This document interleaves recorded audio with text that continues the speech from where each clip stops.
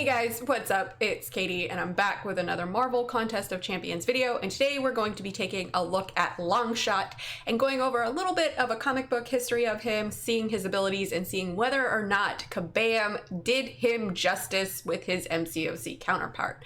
Now, Longshot is a genetically engineered, basically slave that was created by Arize to serve a race of beings known as the Spineless Ones. Now, Arize, he gave Longshot free will, a willful spirit, and powers, which we'll get into a little bit later on. Now, a little side note here, and this is kind of pretty interesting.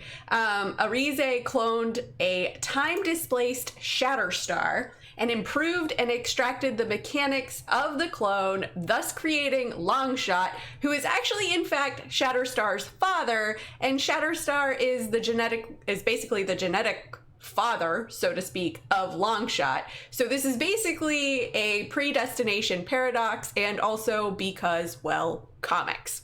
So, okay, enough about that.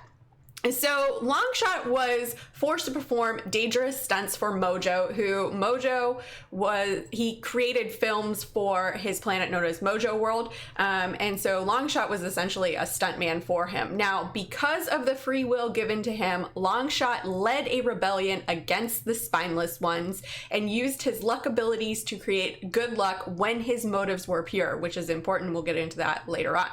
Now, the Spineless Ones, however, they stopped the rebellion and Mojo wiped Longshot's memories, but Longshot was able to flee to Earth, where he kind of regained his memories back with the help of Ricochet, Rita, and Doctor Strange.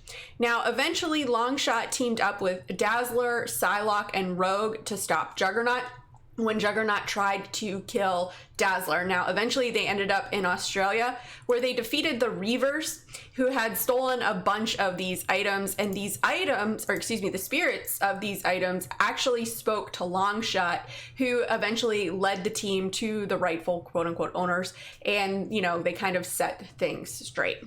So finally, Longshot was able to recover his memories and went back to his home dimension with Dazzler, who ended up falling in love with him. They defeated Mojo. Longshot was named the leader of Mojo World, and he and Dazzler were married. Now, Longshot was also involved in the X Factor storyline and helped the team locate Darwin, who had been apprehended by the Karma Project. Now, Longshot actually left X Factor after Guido killed Tyr to become King of Hell when Mephisto was dominating Earth, and basically X Factor disbanded. So Longshot's had kind of an interesting story arc going on.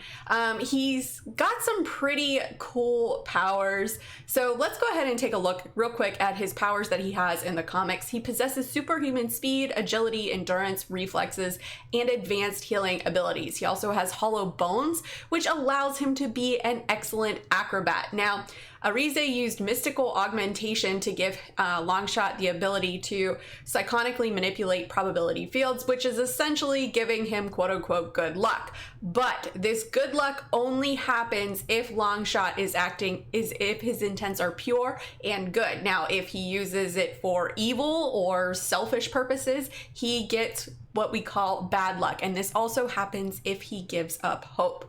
Now, this good luck also has repercussions to it because it causes bad luck elsewhere, right? It's kind of the whole karma thing. Good karma here, bad karma here, that sort of thing. There's always a cause and an action, so to speak. Now, Longshot also has kind of this other cool ability where he has this supernatural attractiveness, so to speak, and it causes him to be completely irresistible to all of the ladies, and even some men. And I'm gonna get into that later on. Okay, so Longshot also has these kind of little cleaver-like blades, and he is extremely accurate with him. Now, it's debatable whether this is dependent upon him being an expert marksman or if it has something to do with his luck. I'm gonna go with his luck.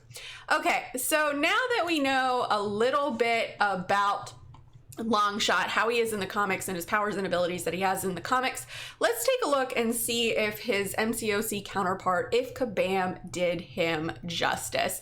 So I'll put a link to this forum post in the description of this video below, but let's just go ahead and take a quick look. I'm not going to read through all of these. If you want to, you can go check it out. I do like that he has a fate seal, and you know, obviously since he's a mystic champ, he's going to be good against champions with buffs.